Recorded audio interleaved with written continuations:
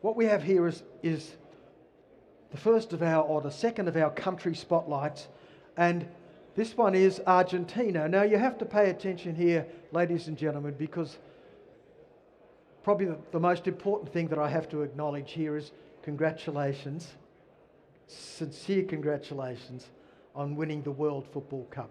You did beat my country, Australia.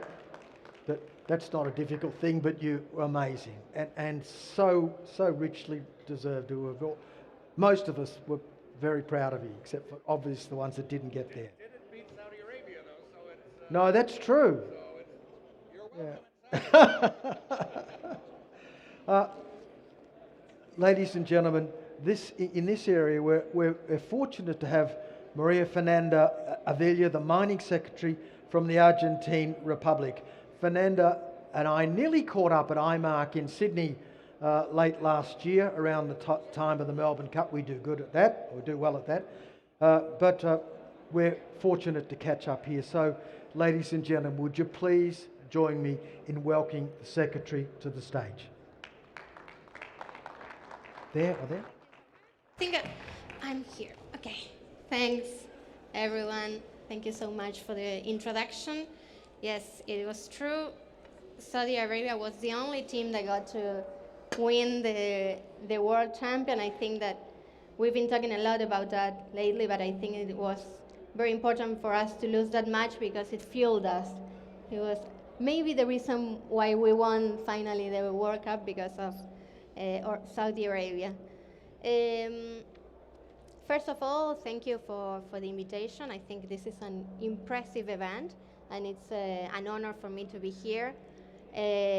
I'm the Secretary of Mining from Argentina, and Argentina is not only a country that has Messi and a World Cup, it also has very important mining resources and reserves, and I was really looking forward to tell you about the many opportunities that the country has to offer. I'll have a few slides. It's just a brief presentation, but I wanted to show you some numbers and figures. We're very pleased to have important investors from different parts of the world in Argentina, leading companies from the UK, Australia, Canada, South Korea, USA, South Africa, France, among others, who have decided to invest in Argentina and are developing important exploration and exploitation projects. These are some figures that I wanted to share with you today. We have 130 mining projects at different stages of development, from advanced exploration to production, and 18 of those projects are producing today.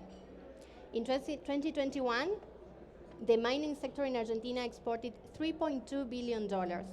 That accounted only 4% of the country's total exports.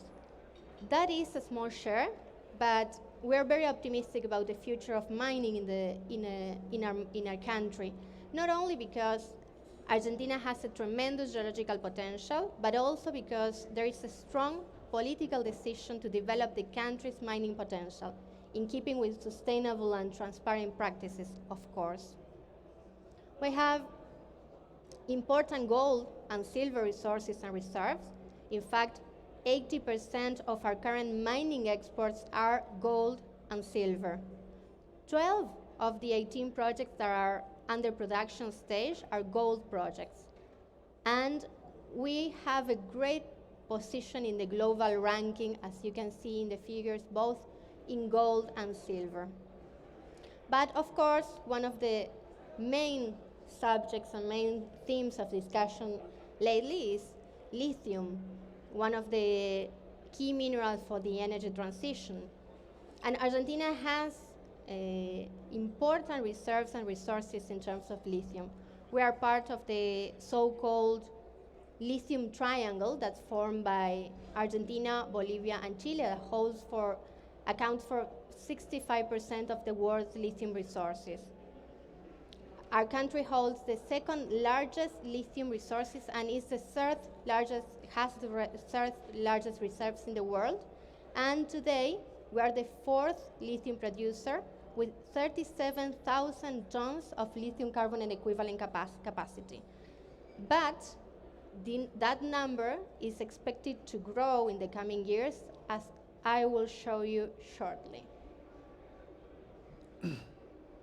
According to our national constitution, Argentina is a federal government, and the provinces are the ones that own their natural resources in their territories. Provinces are very important for us in Argentina in managing the natural resources. In view of the relevance of the lithium for the development of the region and the energy transition, 3 provinces in Argentina that have lithium resources, Catamarca, Jujuy, and Salta, joined the efforts and created the lithium region to promote sustainable development of its lithium potential, ensuring clear rules, legal certainty, and predictability for investors. In fact, today, and participating in this event is the governor of Catamarca, one of the provinces that have lithium resources, and the minister of Catamarca also, so the minister of mines. So it's very important to engage and talk to them about the lithium opportunities of the province. This region has created a committee with different subcommittees, such as infrastructure, human resources, local suppliers, science and technology, among others, where they work together, the provinces work together with the national government to address each of the needs for the regional development, following coordinated and concrete policies. In this slide, you can see the 3 provinces and the portfolio of advanced projects that we have within the region. Today we have 2 projects that are in a production stage and expanding their current operations, and 6 projects that are under construction, and 30 projects that are being developed from advanced exploration up to construction. And this is a little zoom in to what we were seeing in the previous slide. These are the different companies that are operating in Catamarca, Jujuy, and Salta. Those are the 2 projects that are now currently under exploitation. Phoenix, owned by Livent Corporation from the United States, and Sal de Vida, and Cauchari, owned in Jujuy, owned by Allchem, and joint venture with Toyota. The other 6 projects that you can see there are now under construction. Something very important of the previous slide is that only these projects that you can see there will rise our production 6-fold, increase our production 6-fold before the end of the decade. So we will go from the 37,000 tons of lithium carbonate equivalent capacity that we have today to over 200 tons just with these projects. We are not taking into account the other 30 projects that we already have in development. So we think that Argentina has a tremendous opportunity in the lithium sector. But another key mineral for the energy transition, and a very important mineral that Argentina has, is copper. We think that Argentina can be an important player in terms of copper supply, another key mineral, and another mineral that everyone is saying that the world will need in much more numbers than today. And with the startup of 5 of our most advanced projects, the country could rank among the top 10 copper producers in the world. We currently have only 1 project under construction, the landing group Jose Maria, but we have other very important projects that you can see, the main copper projects that you can see in the image at the back. And what I wanted to show you with this slide and bring to your attention is that our country still has a vast mining territory to explore.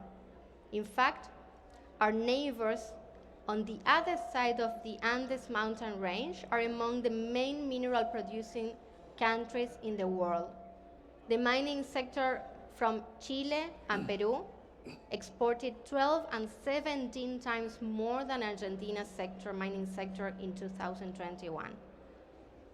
Nevertheless, I always point out that the fact that Argentina started developing later than other countries and that are neighbors in the region has a positive side, because it allows the country and the companies, of course, to integrate environmental and social concerns from the very start of the project planning, ensuring sustainable practices throughout the project's life cycle. And this is the last slide. With the startup and expansion of 19 of our most advanced projects, Argentina has the potential for a five-fold increase in its mining exports. To make this happen, we are implementing policies and rules to foster development, working together side by side with local and foreign mining investors to successfully develop their projects within an ESG framework. We think that the dialogue between the government and the private sector is crucial. In the last 2 years, such dialogues have led to the creation of new regimes and new policies, such as the progressive export duty for copper, the investment promotion regime to increase exports, which guarantees companies that invest in our country access to foreign exchange currency. And we think that we have to continue dialoguing with the companies to understand their needs and to try to foster the development. Transparency is also a state policy in our country. That is why in February 2019, Argentina joined the Extractive Industry Transparency Initiative, the EITI, a major international effort to disclose information about extractive activities. We also launched SIACAM last year. It's an information platform open to the public that provides comprehensive information on the mining sector in Argentina, enhancing accountability and transparency. These tools help bring consensus, build consensus, and reduce potential conflicts around mining. We're certain that the way forward is with government policies and rules that foster development, working side by side with the companies, and developing our country potential, but in a sustainable way. And we look forward to receiving all of you in Argentina and welcome you to explore mining opportunities and development in our country. Thank you very much. Okay. Thank you, Secretary. I have one question for you. Of course. Your second last slide was very compelling about mineral prospectivity. Where I come from, and many other regimes, we say you live in a very, very good neighbourhood. You've got Argentina, you've got Chile and Peru for minerals development. In those areas, there must continue to be a competition for capital. And the question I have is, how do you see Argentina for competitiveness and for the legal regime to attract that capital, because capital is mobile? Well, we know that, and I think that that's a key issue, is having the government decision to go further to develop the mining industry, and that's the main thing for us in Argentina. What I can see is what I mentioned, a few policies and rules that we have been developing, just slides, and it didn't have much information. Of course, that if any of you need more information about those regimes, you can reach out and you can talk with our embassy or with me, and we can explain them further.